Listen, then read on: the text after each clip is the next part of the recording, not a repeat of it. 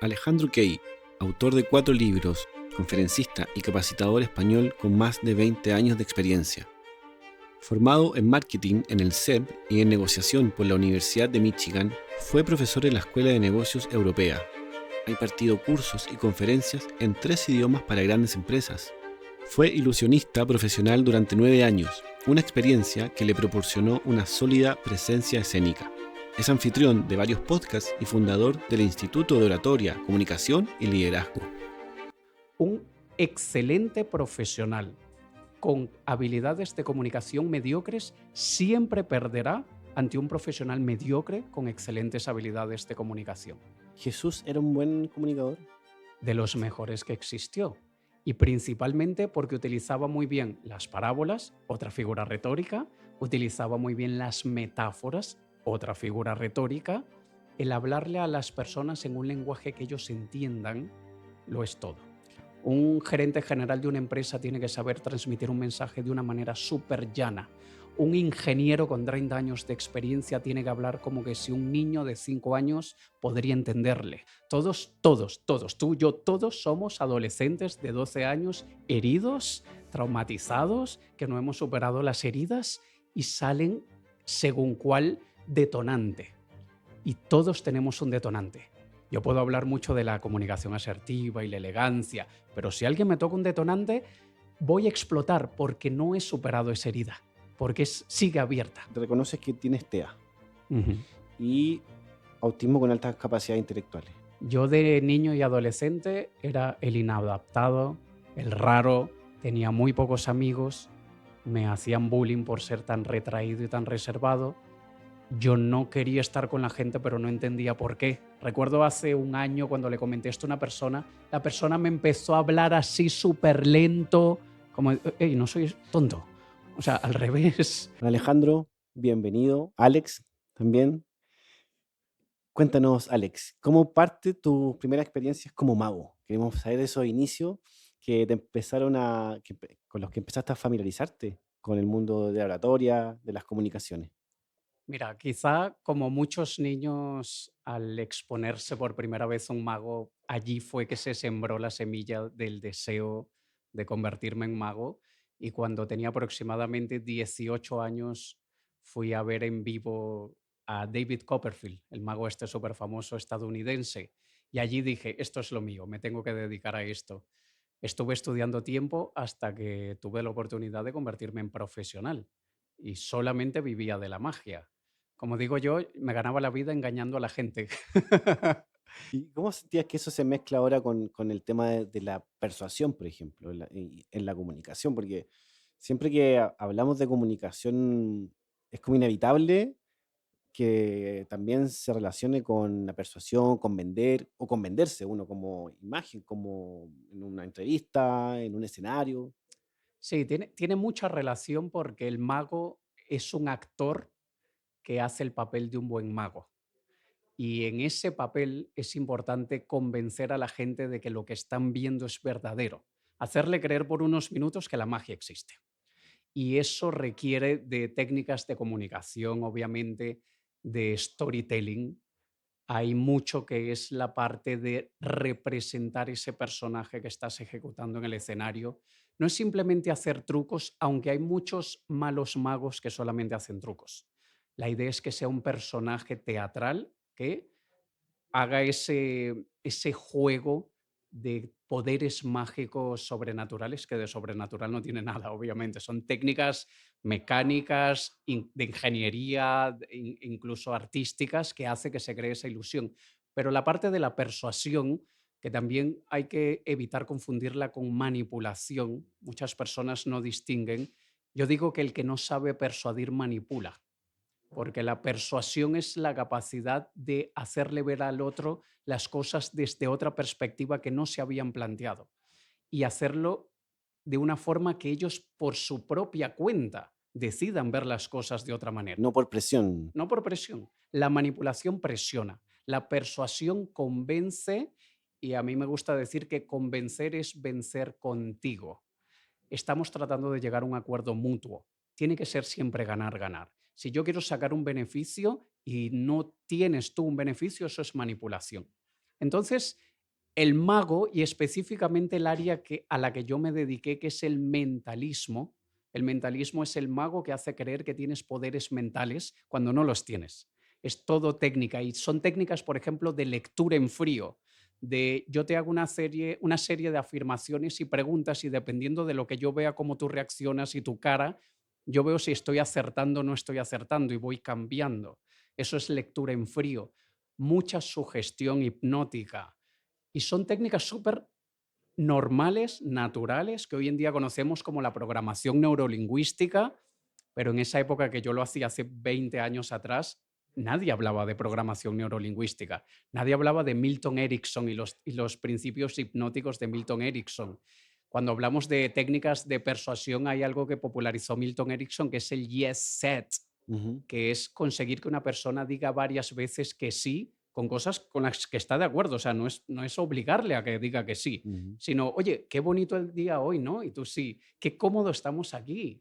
Oye, qué bonito este espacio de grabación de podcast que tienes y te estoy diciendo afirmaciones con las que estás de acuerdo siempre para que para derribar la barrera de la competición, de la resistencia Mm, porque me están tratando de engañar con algo, es como bajar la guardia. claro. Entonces, esas son técnicas que aprendí yo del mundo del espectáculo, pero que se aplican en la vida en cualquier ámbito. Esas mismas técnicas se aplican en marketing, por ejemplo, en ventas. No sé si te ha tocado capacitar a grupos de ventas, por ejemplo, o qué es lo que se les enseña desde la comunicación y poder, en el fondo, abrir todo este abanico de una venta exitosa, donde voy donde un cliente. Recuerdo mucho, por ejemplo, Thomas Watson, el fundador de IBM, que él hablaba de que cuando iba a vender unas máquinas de escribir en un momento determinado de la empresa, él se dedicaba mucho a la escucha activa, a escuchar, y hasta quedaba con el dolor de la persona, y ahí lograba ver cómo podía involucrar, vender el producto o un servicio, siempre a través de la escucha activa. ¿Cómo crees tú que funciona eso? Lamentablemente, muchos de los entrenamientos de venta que existen utilizan técnicas manipulativas. No. Yo doy formación y parte de lo que hago es formación a equipos de venta, pero justamente es tratando de hacerlo distinto y como yo considero más correcto. Ujú, Estamos en el siglo XXI, la gente ya está sumamente expuesta a muchas de las técnicas manipulativas de toda la vida que sabemos que no funcionan y sabemos que más bien causan rechazo. ujú. Hay mucho de lo que podemos hacer bien que tiene muchísima más efectividad que las técnicas de hace 30, 40 años. Ahora, todo lo que nosotros podamos decir en el entorno de las ventas siempre es con el objetivo, obviamente, de trabajar en base a ciertos objetivos de facturación, pero aplicamos exactamente las mismas técnicas que si queremos seducir a una persona, si Claro. queremos cautivar a un ser humano. Y no se trata de enfocarse en el producto, en el servicio, en el resultado, sino en la conexión con la gente. Mm, No podemos vender si primero no conectamos. Y hay un 80% del trabajo que es conexión. Y probablemente 20% es el cierre de la venta. claro.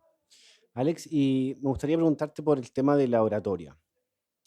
No sé si en España o en Portugal hay formación en oratoria desde el colegio, porque básicamente, ¿por qué nos asustan tanto los escenarios? Desde que somos niños, en la universidad como que pareciera que no nos preparan. ¿Tiene que ver con algo más conspiracional? ¿Tiene que ver porque hay muchas teorías al respecto de que en realidad el poder de la palabra, tal como sabemos, es un poder? Entonces, yo escuchaba también a algunos expertos que la palabra ha hecho más daño que las balas en la historia. ¿Por qué crees tú? ¿Cuál sería como una primera explicación o tu opinión en ese sentido? En España y en Portugal, país que viví casi 20 años, yo no sé de nada que entrene a los niños en técnicas de comunicación, de hablar en público y oratoria. Independientemente de que quizá algún profesor con la visión Mm, sí les esté enseñando algo a los alumnos, pero curiosamente siendo una de las principales habilidades que debemos desarrollar es la que menos nos enseñan, probablemente porque los mismos educadores le tienen pánico a hablar en público fuera del entorno en el que se sienten cómodos. Porque para un profesor de escuela, un maestro de escuela, digamos que, con todo el respeto a los educadores, que mis padres, los dos, fueron profesores durante su vida profesional, están trabajando en un entorno en el que, con todo el respeto y el permiso, la apuesta es muy baja. mm. Y obviamente tienen una responsabilidad crucial, tienen una labor sumamente noble. Lo que somos hoy como adultos depende en gran parte de los profesores que tuvimos en la infancia, pero hay muchos profesores que no les enseñaron a ser mejores profesores. Claro. Mi padre, habiéndose dedicado a la educación muchos años, siempre me dijo, un buen profesor no es el que más sabe, sino el que mejor sabe enseñar. Mm. Y cuando hablamos específicamente de hablar en público y el miedo que eso a mucha gente les genera, yo creo que no tiene nada que ver con el entorno, con la profesión, con la educación, sino es un instinto básico de supervivencia, porque le tenemos pánico a ser excluidos. Le tenemos pánico a hacer el ridículo, porque hacer el ridículo nos expone a potenciales críticas destructivas, a burla, que nos va a quebrar por dentro. Muchas personas tienen una autoestima muy débil y cualquier crítica los destruye. Y por lo tanto están protegiéndose de Mm. que alguien por accidente o aposta o a propósito les quiebre la autoestima. Mm. Así que creo que es más bien un tema de supervivencia más que de falta de educación, porque hay personas muy preparadas que cuando se paran delante de un público se paralizan. Mm. Eso es una prueba de que no tiene nada que ver con la formación. ¿Y una persona introvertida está destinada a que no pueda hablar en público? Es que primero hay que entender lo que es una persona introvertida. Mm. Yo soy muy introvertido. No me creen, pero yo soy muy introvertido. Y es que en el término de Carl Jung, que fue el que inventó lo de extrovertidos e introvertidos, un introvertido reserva mucho su energía personal porque se le agota muy fácilmente delante de los demás. Yo evito ir a fiestas, evito ir a carretes, a reuniones sociales, porque esa conversación ligera de un poquito de todo, de hablamos de cosas banales, me cansa mucho y muy rápido. Mm. Entonces me reservo, soy más reservado.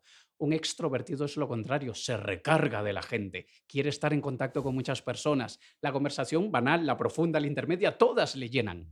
Entonces, por eso es más propenso a exponerse, pero el introvertido tiene una gran ventaja. Yo tengo un curso llamado Oratoria para tímidos, Mira. y es que el introvertido y el tímido, que no es lo mismo, pero no voy a entrar ahora mismo en esa distinción, pero se parecen en muchas cosas, piensa muy bien antes de abrir la boca, Ya. mientras que el extrovertido dice todo lo que le pasa por la cabeza, no tiene filtro. El introvertido puede usar ese poder, puede usar esa cautela para hablar con más impacto.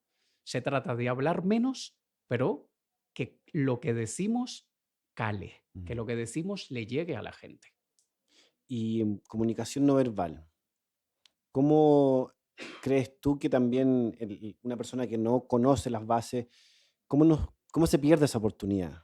¿Tú cómo la ocupas también? ¿Qué valor, qué punto le das a la comunicación no verbal? Es súper importante, pero no como lo enseñan la mayoría. La mayoría enseña comunicación no verbal para ayudarte a que te conviertas en un detector de mentiras humano, Los microgestos, para que tú aprendas a leer mm, las microexpresiones comunicación. faciales de los demás, para que veas si te están Mm. mintiendo, para que veas si están intentando enredarte por Mm. algo. Y eso, aunque es muy útil, sí, es mucho más importante que nosotros aprendamos a utilizar la comunicación no verbal. Porque una de los principales errores que comete mucha gente es que hay incoherencia expresiva. Lo que digo con la voz no coincide con mi cara, Mm. no coincide con mi expresión corporal. Y eso se entrena. Si yo, y esto se lo digo a todas las personas a las que he entrenado a nivel de comunicación, tú tienes todo el derecho del mundo a sentir los nervios, Mm. pero tienes el deber profesional de aprender a ocultarlos. Claro. Tú puedes sentirte súper nervioso y tú por entrenamiento de comunicación no verbal, tú tienes una postura que la gente que te ve dice, Alonso está como un pez en el Mm. agua, se siente súper tranquilo en ese entorno, míralo en Mm. el escenario cómo se mueve y todo es entrenamiento. Tú por dentro tienes el corazón a 3000, pero todo lo que transmites es calma y seguridad. Claro, de hecho, yo escuchaba la primicia de que uno puede hacer un buen discurso estando nervioso y puede hacer un muy mal discurso estando relajado, no nervioso.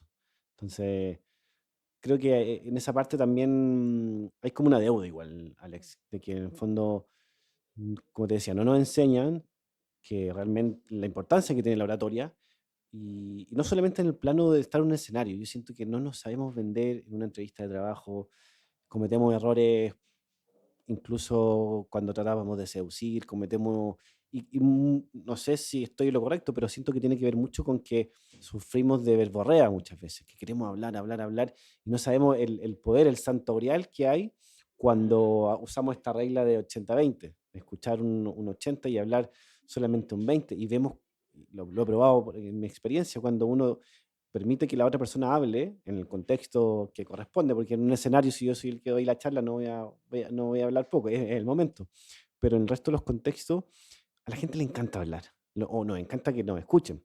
Ujú. No sé cómo lo utilizas tú cuando haces una charla, cuando haces un negocio, cuando te enfrentas a una venta, ¿cómo lo utilizas? Es curioso porque cuando nosotros hablamos para conectar con los demás a nivel social, tratamos siempre de, obviamente, vender lo mejor de nosotros, y eso es normal, eso no tiene nada de malo. Queremos caer bien, queremos que nos acepten y queremos sentirnos parte de algo. Cuando lo hacemos a nivel profesional, todo eso se aplica, Mm. pero con técnica. Nosotros podemos ser súper espontáneos y relajados cuando estamos con los amigos. Cuando estamos en un entorno profesional tenemos que mostrarnos relajados, cercanos, seguros, pero con técnica. Y muchísimas veces el error está que no distinguimos, no separamos nuestra forma de comunicar personalmente versus profesionalmente. Y es por eso por lo que muchísimos profesionales pasan desapercibidos. Si yo quiero hablar para impactar, yo no puedo hablar para informar como lo haría, yo qué sé, para decirle al conserje de mi edificio que estoy esperando una encomienda muy importante y quiero que esté pendiente. Allí no tengo que poner técnicas de comunicación, le Claro. estoy informando de algo. El problema es que a nivel profesional hablamos como que si estamos hablando con el conserje, con la pareja, con los vecinos, y allí es donde está el problema.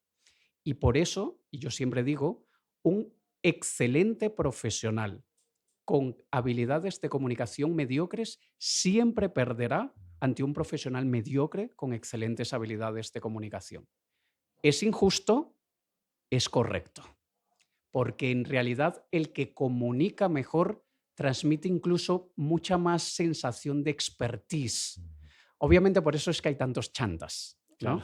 Porque el tener labia te facilita engañar, si quisieras hacerlo. Pero es que, como yo siempre digo, la misma técnica la puedes utilizar para engañar o para impactar de forma positiva. Ujú. No te veas como un chantas si no lo eres, úsalo para bien. Todo está en la intención que está detrás del mensaje. ¿Cuáles son tus referentes o tus íconos, ídolos de la oratoria?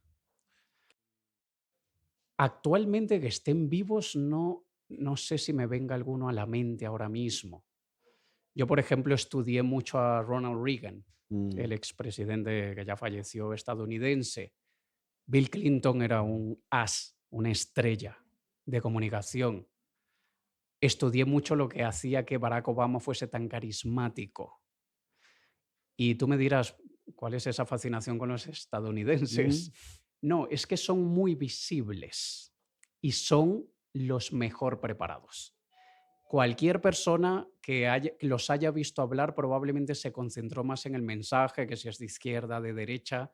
Yo me concentré en cada técnica Mm. utilizada en cada momento. Utilizan las figuras retóricas de una forma impresionante. Cosas, bueno, de hecho, John F. Kennedy es famoso por uno de los mejores asíndeton de la oratoria. Incluso su mensaje, el de no te preguntes qué puede hacer tu país por ti, pregúntate lo que tú puedes hacer por tu país. Esa frase da para un curso de 8 horas, Claro. porque el equilibrio que se utiliza en la frase, la manera como esté espejada, el mensaje que transmite, etcétera, etcétera, etcétera, es una masterclass ¿Jesús era un buen comunicador? de los mejores que existió. Y principalmente porque utilizaba muy bien las parábolas, otra figura retórica, utilizaba muy bien las metáforas, otra figura retórica, y obviamente, y hago un paréntesis, para cualquiera que nos escuche a día de hoy todavía decir, no, pero es que Jesús fue un mito. Bueno, a nivel histórico hay todas las pruebas de fuentes no cristianas que demuestran la existencia de Jesús. Detractores de Jesús dejaron registrado su existencia, o sea que obviamente no podemos ni siquiera cuestionarnos si existió o no existió, y de la misma manera que analizamos cómo hablaba Séneca, cómo hablaba Aristóteles y todos los demás. Jesús era una estrella como muchos otros de esos que incluso eran mucho antes de la época de él. Pero si vamos a lo básico, el hablarle a las personas en un lenguaje que ellos entiendan, lo es todo. Claro. Y la escalera de la abstracción o la flexibilidad comunicativa, como también le llamamos, es crucial. Un gerente general de una empresa tiene que saber transmitir un mensaje de una manera súper llana. Un ingeniero con 30 años de experiencia tiene que hablar como que si un niño de 5 años podría entenderle. Y no hay que súper complicar el mensaje. Allí está la clave de Jesús. Alex, has escrito 4 libros. ¿Cómo ha sido ese proceso? Desde que partiste, qué te inspiró los primeros y ahora parece que se vino uno próximamente? Que el cuarto libro, que lo tengo aquí, esta es la versión súper deteriorada de revisiones, llena de un montón de líneas, de rayas, Muy bien. porque, y mira, lo tengo todo deteriorado ya. Este es mi cuarto libro y luego de unos 5 años sin publicar un libro. Un libro es un bebé que tú vas nutriendo durante Mm. años. El primer libro me tomó 2 años, el segundo año y medio, el tercero más de 2 años. Este me tomó casi un año, pero este fue porque lo hice en forma de manual práctico Ujú, y es muy fácil, o sea, tú ves, te lo muestro a ti, pero ujú. es una clave aquí, el cómo funciona aquí y en cada página lo mismo. O sea, son 54 claves. Está hecho de una manera que se puede leer en 2 horas si quieres. ¿Ese cómo se llama? Manual de influencia positiva y persuasión ética. Son 54 claves prácticas para influir sin presionar y convencer sin manipular. Y por eso el icono del corazón con Con- el cerebro, porque hay mucho de cerebro en mm, llegarle al corazón y al ya. revés. Y este fue escrito con el objetivo de uno, yo plasmar mucho de lo que enseño en mis talleres. Dos, mucho de lo que yo implemento en mi día a día. De hecho, mi señora participó en la revisión del libro y se reía porque dice, es increíble la cantidad de claves que están aquí que tú aplicaste conmigo. Y yo Mira, le te dije, pero lo tiraron. hice sin darme cuenta. O sea, no es que voy a aplicar la clave número 33 en ella. Claro. No, es que ya es innato, es natural. Entonces Como yo, un ejemplo podríamos, si se puede saber. habla menos de lo esperado para causar interés. Es una de las ¿Cómo sería claves. eso, por ejemplo? Estamos en una conversación y, a ver, en el contexto en el que yo conocí a mi señora, ella asistió a una conferencia mía, ella estaba de público, así fue que ella me conoció a mí. Ella ya escuchaba mi podcast hace años Ujú. y ella ya me veía como una persona con cierta imagen pública, cierta Mm. marca personal y una de las primeras veces que conversamos, ella esperó que yo iba a dar una charla y yo lo que hice fue muchas preguntas y casi no revelé nada de mí. Y eso le causó a ella mucha intriga. Y ella me preguntaba cosas y yo le respondía lo que ella me preguntaba, pero sin ahondar. Muchas personas le haces una pregunta de, oye, ¿dónde estudiaste? Y te cuentan la historia de su vida. Sí. Hay que saber dosificar lo que es interesante. Y en situaciones en las que yo he estado con ejecutivos de muy alto nivel, que cualquier persona se siente muy intimidada en ese entorno, yo también me siento intimidado, pero no lo muestro. Mm. Y yo muchas veces casi no digo nada. Soy miembro de varias asociaciones de empresarios de aquí, cámaras de comercio, etcétera, pero yo siempre trato de hablar cuando tengo algo muy impactante que decir. Y yo puedo estar en un comité de personas 2 horas y abro la boca solo 15 segundos, pero esos 15 segundos yo quiero que la gente haga, repite eso que has dicho, me encantó. Y eso es saber dosificar el mensaje. No hablar mucho, sino hablar con impacto es lo que buscamos. Está bueno, está muy buena. Es así. Me pongo en el lugar de repente cuando tenemos reuniones, Alex, y yo me fijo que a la gente no le cuesta el contacto visual, por ejemplo. Entonces, en una reunión el que habla como que mira solo al jefe, supongamos, y sabiendo que desde lo esencial sería mirar a todas las personas. ¿Por qué nos cuesta esa parte también de tiene que ver con el autoestima? Por ejemplo, hay algunos mitos, dicen que si no te mira los ojos te está mintiendo. Sin embargo, hasta donde entiendo parece que tiene que ver más con que o soy tímido o realmente puede haber, no puede haber interés, ¿qué será? Como, Dicen que los ojos son la puerta del alma. ujú, Eso es obviamente poesía, pero ilustra muy bien lo que realmente sucede. Cuando nosotros miramos a los ojos a alguien, no solamente estamos llegando a un nivel de intimidad muy profundo con esa persona, sino también nos estamos exponiendo nosotros mismos. El no hacer contacto visual puede significar para la persona que habla el sentimiento de sé que me estoy abriendo contigo, ujú, sé que estoy siendo vulnerable delante de ti y el hecho de que tú mantengas contacto visual conmigo siendo yo el que habla me hace sentir inseguro porque me siento evaluado, mientras que quizá me harías el trabajo más fácil si miraras a otro lado. claro. Pero eso es un pequeñito elemento, Alonso, porque hay mucho de lo que también nosotros a nivel más antropológico, si quieres, o sea, estoy tratando de ver cómo explicarlo, Ujú, pero nosotros tratar de redactar un mensaje que sea lo suficientemente profundo, lógico y coherente requiere de mucha energía mental. Y no es que nosotros tenemos un guión que estamos escuchando ahora el discurso para ver qué es lo que podemos decir de forma que a la gente le guste. Yo estoy ahora redactando en tiempo real lo que voy a decir. Si yo estuviese escribiendo un libro, tengo la ventaja de que releo, digo, esto no tiene sentido, claro. voy atrás.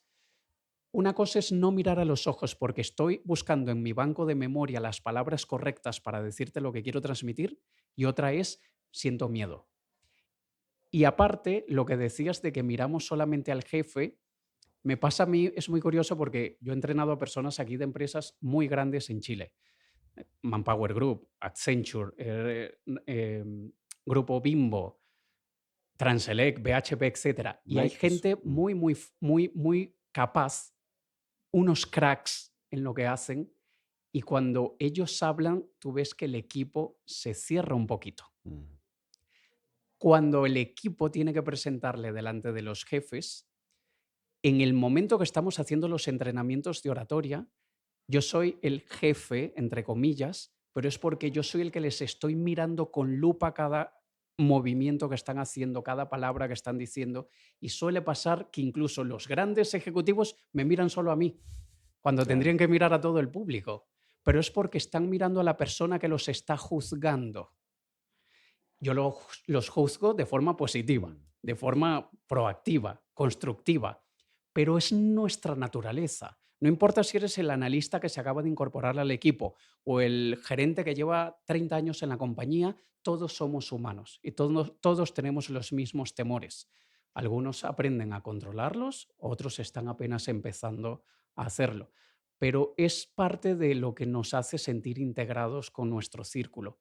El que lo que yo dije te gustó, lo aceptaste, estás de acuerdo y por eso tanta gente también evita el debate, porque si debatimos y yo me doy cuenta que no estás de acuerdo conmigo, me voy a sentir amenazado, cuando el debate es lo que más nos hace crecer como personas y como sociedad, pero muchos lo evitan.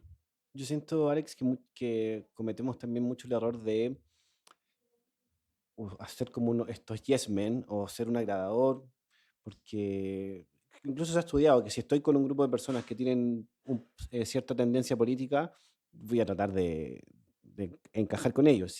Pero después, si voy a otro grupo, también voy a tratar de encajar con el otro grupo. Entonces, ¿cuál es el límite o por qué nos cuesta reconocer una opinión? ¿Por qué nos cuesta decir realmente las cosas, como se dice, comunicación directa?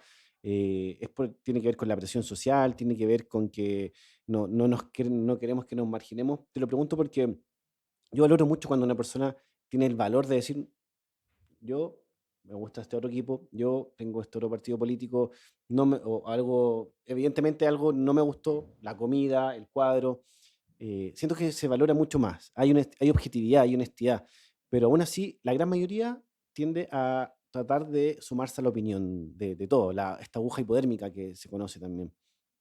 Yo creo que tiene un poquito de componente cultural. Cada país tiene su propia idiosincrasia. Hay culturas que son un poquito más frontales y confrontativas, otras que son más evitativas.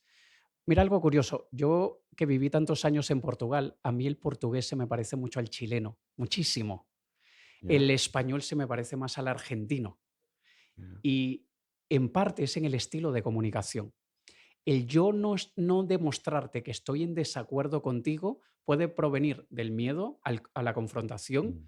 puede venir de lo que yo pueda sentir por dentro por que no estemos de acuerdo, pero yo también digo, independientemente del factor sociocultural, idiosincrasia, la personalidad de cada quien, yo siempre digo, tenemos que ser francos con tacto y elegancia. Mm. Hay gente que es muy bruta al hablar y hay gente que te Claro. puede decir, no estoy de acuerdo. No, eso es mentira. Lo que tú estás diciendo es absurdo.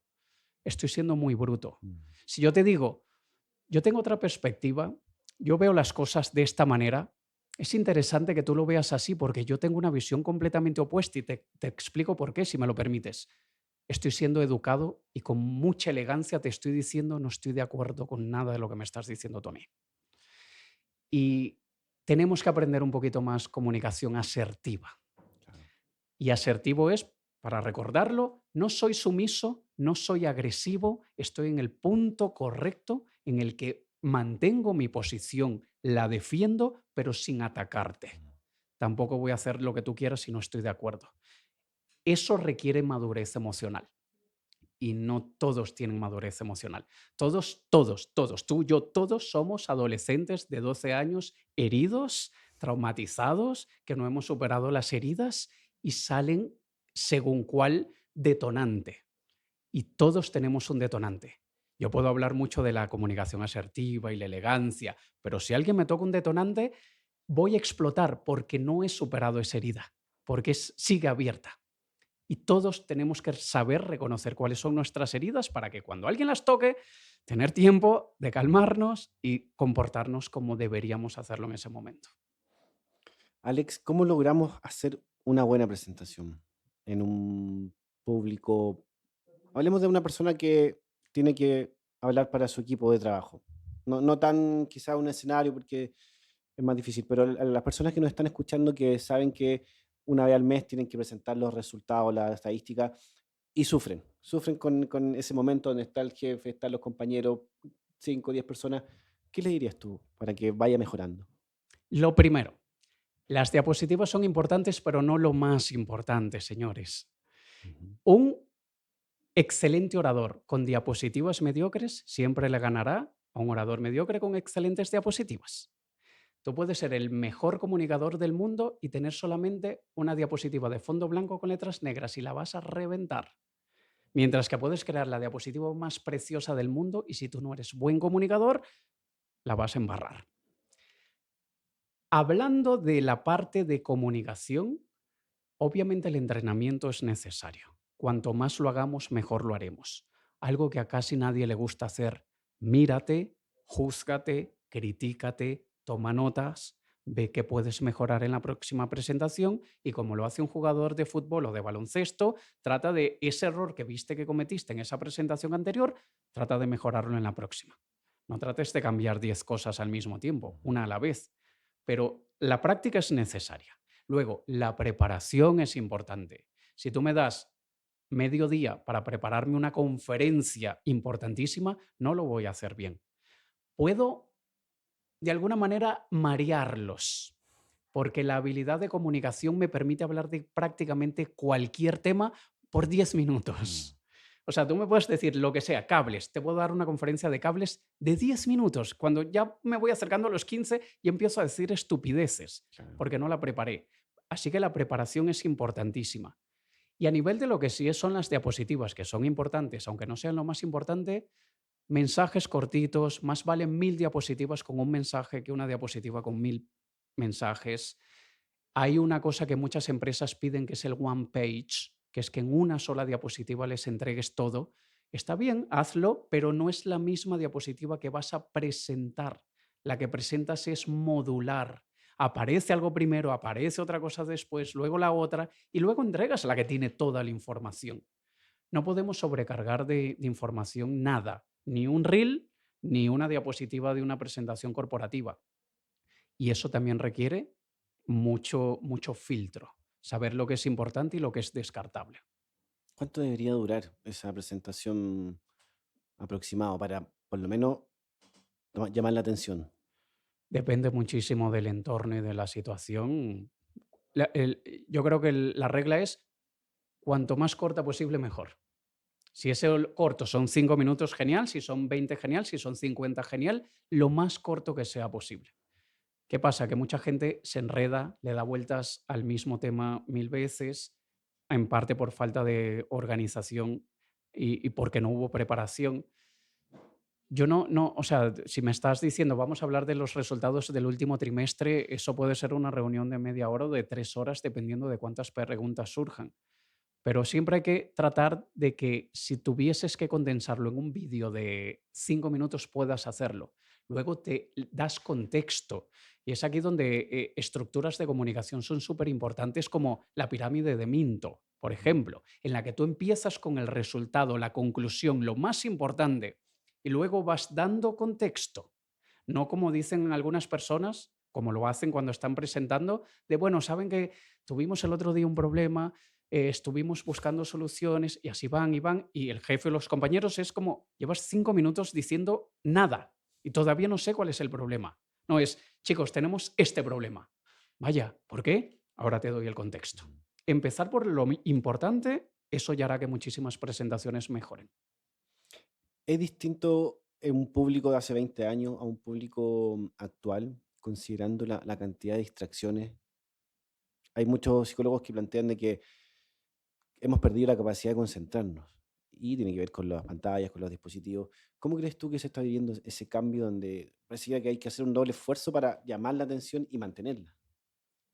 Hace 20 años, los que estamos hoy aquí, no los de 20 años, no somos los mismos. O sea, cómo consumíamos información hace 20 años nosotros versus cómo la consumimos ahora no tiene nada que ver porque se nos tiktokizó el cerebro y nos frieron el cerebro durante la pandemia. Y luego, obviamente, todo lo que se creó por esa poca atención que tenemos. Mira que antes recomendaban que, y por eso las historias, no sé si recordarás en Instagram, eran de 15 segundos, si no me equivoco. Y los reels eran de 1 minuto y Mm. luego los subieron. Pero hoy en día todas las estadísticas dicen que si tu vídeo dura más de 10 segundos, la gran mayoría de personas nunca lo verá. Y entonces empiezan la cantidad de artilugios y cosas que hace la gente en los primeros segundos, que son muchas veces Mm. payasadas Se para caen, captar la se atención. un golpe Lo que llaman o los hooks los hooks, visuales los ganchos. y un montón de cosas que se hacen para que la gente se quede viendo. Mm. ¿Cuál es la diferencia en una sala de juntas, en una sala de reuniones? Que la gente no puede hacer scroll con el dedo, pero lo hacen con la cabeza. Y estoy escuchando y después me voy a hacer scroll con lo que voy a hacer esta noche, me hago scroll con lo que dejé en la mañana en casa que se me olvidó y voy haciendo scroll de mi vida. Y por eso es que debemos crear muchos matices en una presentación. Si yo empiezo a hablar, empezando por la voz, si yo hablo y todo el tiempo hablo en el mismo tono y no hay ningún tipo de variación de la voz, voy a sonar como lo que antes era la inteligencia artificial y la gente se va a aburrir porque no tengo ningún tipo de variabilidad en la voz.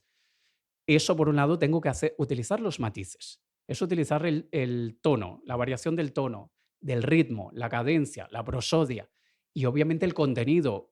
Dosifícame el contenido, no me des mucho contenido de lo mismo por mucho tiempo. Somos muy, muy trogloditas a día de hoy a nivel de capacidad de atención y creo que vamos para peor. Alex, quería preguntarte por tu rutina, por tus hábitos de autodesarrollo. He visto que haces videos de crecimiento personal. ¿Cómo un día normal de Alex, cotidiano? Depende de si tengo que dar capacitación o no. Cuando tengo que dar capacitación generalmente empiezan a las 9 de la mañana en las empresas, por lo tanto tengo que llegar a las 8 y mi rutina matutina se va por la ventana. Cuando no tengo que hacer eso, yo me despierto, eh, soy una persona religiosa, entonces le dedico los primeros minutos del día a la Biblia, luego me preparo un pequeño desayuno para poder ir al gimnasio, estoy en el gimnasio aproximadamente 45 minutos, regreso, me ducho y me pongo a trabajar. Y me encanta esos primeros 120 minutos del día, porque si yo sigo mi rutina de esos 120 minutos bien, el resto del día sale genial. Cuando se me interrumpen, no con las capacitaciones, porque eso simplemente no es que se interrumpió, es otra rutina. Pero cuando algo pasa en la mañana y no puedo hacer mi rutina, mi día entero se cambia, o sea, soy súper improductivo. Hay personas que es al revés, hay personas que son súper productivas en la noche y así era yo hace 20 años atrás, hasta hace 15, 10 años atrás probablemente. Hoy en día soy muy matutino. Soy de los que en lo que suena el despertador inmediatamente me despierto, no de snooze y snooze y como mi mujer que le da tres, cuatro Otra vez. veces, perdón, pero es verdad. Entonces, yo soy de los que inmediatamente suena, me levanto de la cama. Y si no hago eso, y ¿sabes un consejo que es tontísimo, pero súper bueno? No me acuerdo en qué libro se popularizó ese consejo, pero el libro creo que se llama incluso Haz la cama. Y es porque el hacer la cama es una tontería de aquí a Marte, pero el hacer la cama ya es un triunfo muy rápido por la mañana. Y el yo saber que empecé mi día de forma organizada, a nivel mental es mágico. Yo era de aquellos que decía, bueno, vamos a hacer la cosa esta que recomiendan estos gurús de levantarse a las 5 de la mañana, que no me levanto a las 5, me levanto a las 7, pero lo de hacer la cama, voy a probar. Un día, 2 días, 5, me siento bien. Y siento que yo empecé con buen pie, así que siempre lo hago. Excelente. Alex, no, en un post vi que reconoces que tienes TEA Ujú. y autismo con altas capacidades intelectuales.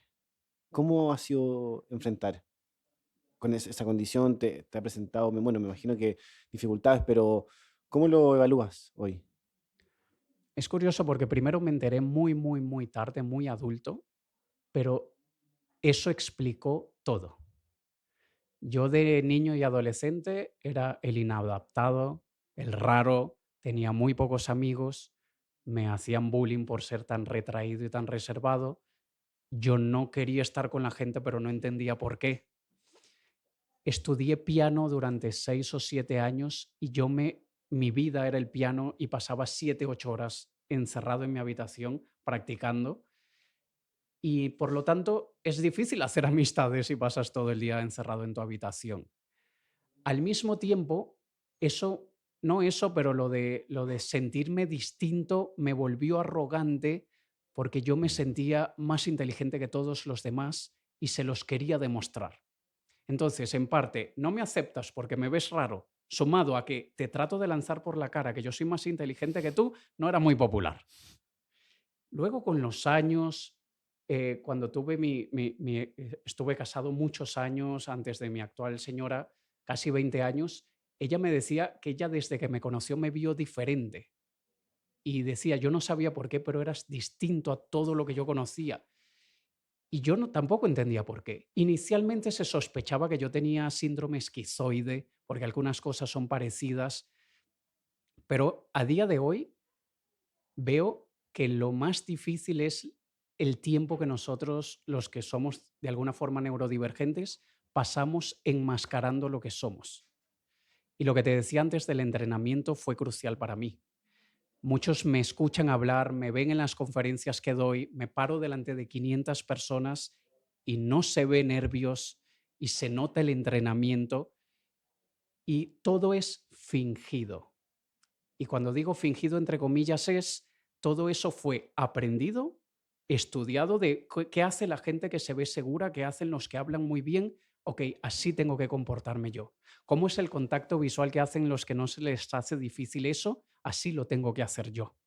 ¿Qué hace una persona cuando conoce a otra? ¿Cómo le da la mano? ¿Qué tipo de comentarios hace? Todo eso fue aprendido. Y eso es enmascaramiento. Ujú. Masking le llaman en inglés. ¿Qué sucede a la edad que tengo hoy? Que empieza a agotar muchísimo. Y como digo yo a veces y se lo digo a mi señora, se me sale lo autista más frecuentemente, porque se me desconecta la máscara más frecuentemente. Y es cansancio. He estado mirando mucho los foros en internet, los libros que hablan del tema. También hay demasiado preconcepto, muchos estigmas. Recuerdo hace un año cuando le comenté esto a una persona, la persona me empezó a hablar así súper lento, como, hey, no soy tonto. O sea, al revés, pero es porque no entienden lo que significa. Oye, y me pasó una cosa muy, vergonzosa en una capacitación. No voy a decir la empresa, pero es muy conocida.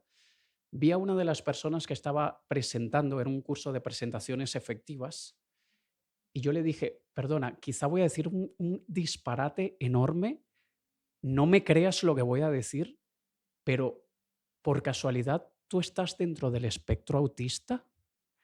Y se quedó así y me dijo, no, que yo sepa, no. Le dije, no soy psicólogo, ni psiquiatra, ni psiconada. Soy del espectro y veo tantas cosas en ti que yo tengo que no puede ser casualidad. Luego me enteré por su superiora que esa chica entró en una depresión terrible el fin de semana y me retaron por haberle dicho eso. Tú no tenías que haberle dicho eso es muy delicado. Y es verdad, y le dije a la persona, me disculpo, allí se me salió el autista. Fui muy franco, quizá debía habérmelo guardado, pero allí se me salió.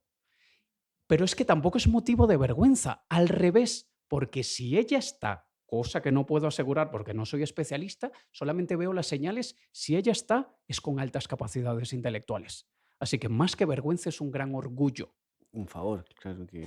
Pero hay tanto estigma que ella se sintió menos, ella se sintió que le estropeé la vida, fue muy vergonzoso, me sentí muy mal por ella, pero es que todavía hay que estudiar mucho, pero es que los propios especialistas todavía no se aclaran, porque no es que es on-off, lo prendes, lo apagas. No, es como un círculo de colores, es como la rueda de color. Algunos son más verdes, otros más azules, otros más amarillos, y no es que es del 0 al 100. Tú puedes ser amarillo, pero amarillo intenso, amarillo suave, o rojo intenso, rojo suave. Es muy complejo. Hay muchos mitos, como que la gente lo asocia al tiro a una discapacidad. Sí, es que tiene sus retos, sus limitaciones en algunas cosas, sociales, comunicativas para algunos, etcétera.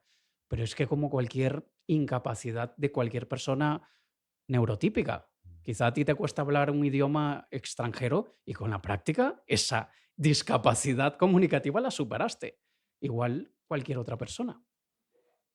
Alex, ¿te tocó trabajar, digamos, como en horario oficina en algún momento de tu vida, donde antes de ser ahora más independiente, tuviste en algún momento ese quiebre de decir, bueno, quiero de alguna manera dedicarme a lo que me gusta de frentón? Solamente he trabajado para alguien 1 año y medio de mi vida. ¿Ya?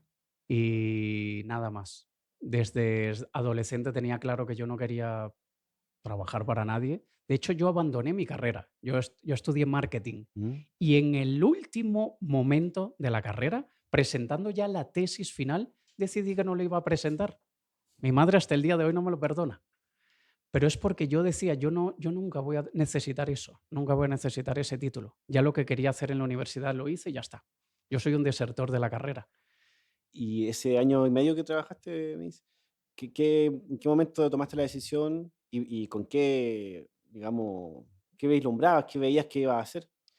Trabajé en un estudio de fotografía y me encantaba la fotografía. Entonces, lo difícil era trabajar con la dinámica normal de un trabajo que todos pueden reconocer, los horarios, los jefes que no te gustan, etcétera, etcétera. Pero justo dejé el estudio y empecé con la magia. Entonces hubo ese momento de transición en el que un artista tiene una vida muy dura. Y aunque fui profesional, afortunadamente, habían meses en los que ganaba cero. Había meses que podía ganar mucho, pero había meses que me ganaba nada. Entonces, al inicio era meses de nada. Nadie me conoce, no era muy bueno tampoco, pero yo creo que cada persona tiene que ser muy franca consigo misma y ese soy yo y a mí me funcionó. Pero hay muchas, yo no le recomiendo a nadie de lánzate emprendedor. No, depende, cuidado. Si ves que eres bastante autosuficiente, no te, no te, no le das tanta importancia a la estabilidad económica, métete emprendedor. Pero si necesitas tu estabilidad y necesitas que te guíen mucho, vete por el camino convencional. ¿Y cómo definirías tú el propósito? ¿Cómo lo definiría o de alguna manera lo vives hoy con lo que haces, con las charlas, con tus libros? Antes tenía una visión más romántica del propósito. De hecho, en mi tercer libro, que se llama Programando tu mente para triunfar, es un libro de autoliderazgo, Hablé del concepto del Ikigai y de cómo encontrar ese propósito a través del Ikigai. Ese libro lo saqué en el 2019 y Alonso, a día de hoy no estoy tan seguro de lo del Ikigai. Yo, Mira, hay gente que sí, y respeto eso, estoy hablando de mí.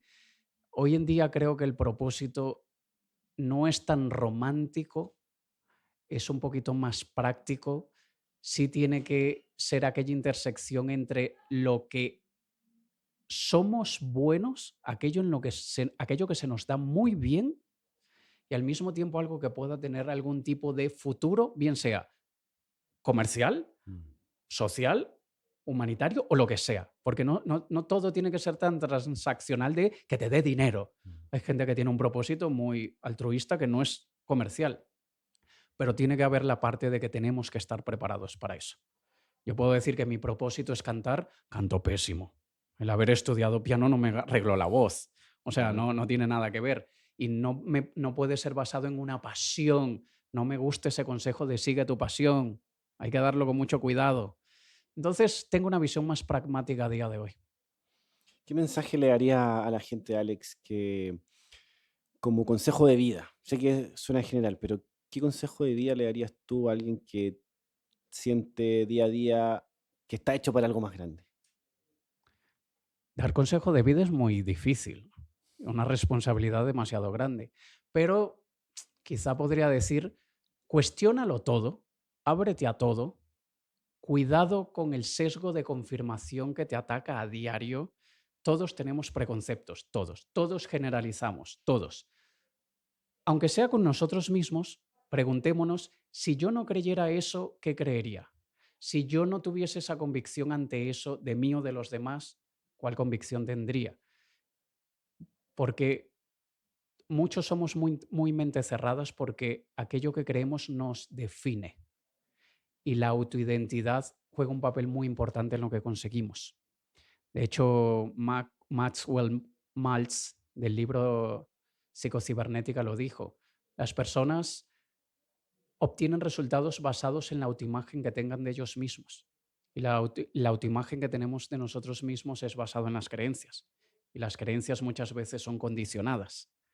Entonces, cuando nos empezamos a cuestionar todo, allí puede que encontremos unas creencias que sean mucho más útiles, no necesariamente las verdaderas, porque hay cosas que son súper objetivas y otras que son relativas. No todo es relativo, pero algunas cosas lo son. Y eso nos va a permitir encontrar una autoidentidad que nos sea mucho más provechosa. Creo que diría eso. Alex, y la imagen personal, la forma de vestirnos, la forma en que quizá usamos un reloj, un zapato, un vehículo, ¿cómo crees tú qué tan importante es? ¿Cómo se complementa? Porque creo que nos pasa mucho que nos preocupamos más de la chaqueta, nos preocupamos más de la corbata que del mensaje. ¿Cómo habría un equilibrio? Para mí tiene que haberlo todo. Y no soy a favor del estilo súper, hiper casual siempre. Yo me ves en mi día a día normal, tengo mi sudadera, mi hoodie, mis jeans, mis zapatillas. Yo no voy así al supermercado, ¿no? Claro. Casi no voy al supermercado, lo compro por internet, pero no voy así a una tienda a comprar algo. Pero para mí la imagen es muy importante. No por una cuestión de postureo, no, sino porque causa una impresión en los demás. Y respeto a los profesionales que van siempre como en ropa deportiva, respeto, yo no lo haría porque sé el impacto que tiene en la mente de las demás personas cómo nos presentamos. Y hay personas que simplemente no se sienten cómodas vistiéndose de una manera mejor. Quizá necesitas a alguien que te asesore con el tipo de telas que tienes que Mm. usar, con el tipo de corte que te queda mejor y que te sientes cómodo. La gente me ve y dice, ¿no te sientes incómodo así? Yo estoy súper cómodo. Yo no estoy incómodo, pero también estoy súper acostumbrado. Entonces, creo que es un equilibrio. Hay que tener sustancia y apariencia, no una sola cosa o la otra. ¿Y es cierto que una primera imagen queda para siempre? Quizá no para siempre, pero sí a partir de esa primera imagen nos definen los demás. Cuesta mucho cambiar la etiqueta que la gente nos pone en el primer contacto. Ya que es así, y es una de las claves que tengo aquí, diseña el primer contacto. ¿Cómo quieres que sea el primer contacto? ¿Cuál es la etiqueta que quieres que los demás te pongan? Y vístela. no solamente en la ropa, en tu manera de hablar, en tu manera de comportarte, todo eso, pero yo quiero que me juzguen de cierta manera y yo entre comillas, me visto para que me juzguen de esa manera. Puede que no lo logre, no soy completamente perfecto, pero yo lo diseño. Yo pienso cuál es el impacto que quiero causar y luego trato de ser coherente con eso. Muy bien. Alex, y para ir cerrando, me gustaría preguntarte si estás pensando en algún proyecto, se viene el libro, eh, ¿qué, qué se viene acá en Chile para Alex? Bueno, estoy hace muy poquito tiempo aquí, año y medio. Considero que es muy poquito tiempo aún. Aún estoy abriéndome camino, aún estoy dándome a conocer aquí. Al inicio, cuando llegué aquí, recibí un maravilloso baño de humildad, porque yo dije, tengo muchos años de experiencia, va a ser fácil abrirme mercado. Me habían contado ciertas historias que no quiero decir por vergüenza, pero no, tú vienes de España y eso te va a beneficiar en esto o aquello. Mentira. Y tuve que empezar de cero. Y al inicio, mi señora tuvo que encargarse de todos mis gastos, porque también por una cuestión de vida y el divorcio por el que pasé anteriormente y muchas malas decisiones, yo tuve una agencia de marketing durante 8 años aproximadamente. Llegué a tener 30 personas en mi equipo. Vino el COVID y me estropeó todo y adquirí unas deudas increíbles en la época del COVID para mantenernos abiertos. Deudas que hasta el día de hoy sigo pagando. Porque yo tenía la opción de o echaba todo mi equipo de la noche a la mañana o adquiría deuda para tratar de mantenerlos con aquella esperanza de que iba a durar 2, 3 meses el confinamiento. Duró muchísimo tiempo y eso me desangró completamente. Y llego aquí a Chile con un poquito de dinero ahorrado, pero tenía que generar ingresos, como siempre lo he hecho. Y bueno, aquí a nivel de proyectos sigo dándome a conocer, sigo tratando de aprovechar muchas oportunidades que van surgiendo. Afortunadamente los clientes, la cartera va aumentando, mejores clientes y aquí se aplica mucho de aquello de haz un buen trabajo y lo demás viene por consecuencia. Porque Chile es un país que se basa mucho en las recomendaciones Sí, y es bueno que así sea, porque eso también pienso que premia a los que hacen un buen trabajo y filtra a aquellos que no cumplen con lo que prometieron. Así que por eso, genial. excelente. Alex, gracias por haber venido a Mentes con Propósito. Bienvenido cuando quieras. Me encantaría poder estar de nuevo contigo, quizás cuando esté el próximo libro, cuando quieras compartir algún proyecto. Esta es tu casa. Muchas gracias y espero que resulten también todos los proyectos que tienes en mente. Muchísimas gracias y gracias a ti.